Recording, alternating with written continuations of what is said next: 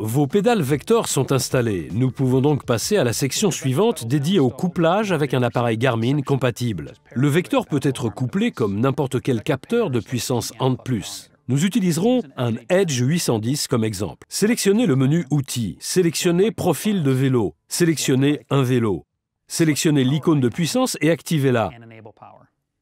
Il commence automatiquement à rechercher un capteur de puissance. S'il ne trouve pas le Vector immédiatement, tournez les manivelles pour le réactiver. Si vous sélectionnez Détail du capteur, un ID à 5 chiffres apparaît. Il s'agit de l'ID unique sans fil du Vector.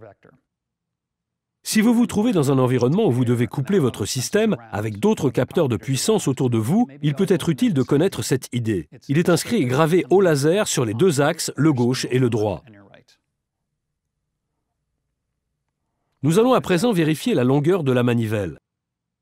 La valeur par défaut est de 172 mm5, ce qui correspond à la longueur de manivelle la plus courante. Si la vôtre est différente, sélectionnez longueur du pédalier et entrez votre valeur. Si vous avez un doute, la valeur de manivelle est souvent imprimée à l'intérieur de vos manivelles.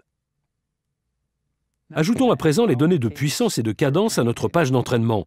Il suffit d'appuyer longuement sur le champ, de parcourir la liste et de sélectionner puissance.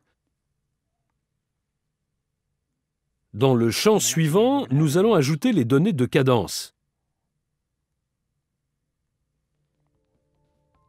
Nous utiliserons ces deux champs dans notre prochaine section consacrée à la configuration du vélo pour un premier parcours.